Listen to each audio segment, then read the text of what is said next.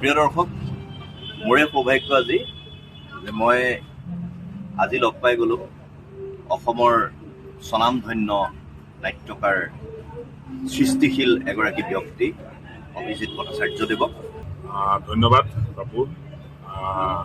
আবাহন থিয়েটাৰৰ নগাঁৱৰ নেহেৰুবাৰীলৈকে আহি লগ পালোঁ বাপুক, আৰু এই প্ৰগ্ৰেমটোৰ কথা শুনি আছিলোঁ, এক্সকিউজ মি। আৰু ইউটিউবৰ চেনেল বহুত আছে, আজিকালি বহুতে বহু ধৰণে কৰিছে, কিন্তু কেতিয়াবা কিছুমান চেনেলত যদি অলপ নতুন চিন্তা বা নতুন প্ৰকাশভংগিমা যদি দেখা যায়, তেতিয়াহ'লে সেই চেনেলবোৰ সাধাৰণতে চোৱা যায়। ঠিক তেনেকুৱা এটা সম্পূৰ্ণ ব্যতিক্ৰমধৰ্মী আমোদজনক এটা চেনেল হ'ল এক্সকিউজ মি।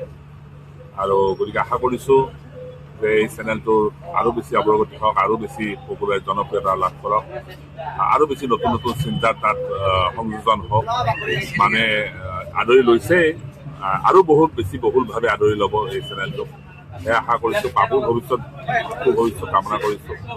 আৰু এই চেনেলটোৰ লগত যিসকল জড়িত আছে, যিসকলে বিভিন্ন ধৰণে বিভিন্ন চিন্তাৰে এই চেনেলটোৰ উত্তৰণত সহায় সহযোগ আগবঢ়াইছে, তেওঁলোক আটালৈকে ধন্যবাদ জ্ঞাপন কৰিছোঁ। আৰু আশা কৰিছোঁ যে এক্সকিউজ মি সদায় আগবাঢ়ি যাওক আৰু সদায় নতুন নতুন ছাবস্ক্ৰাইবাৰ আদৰি লওক।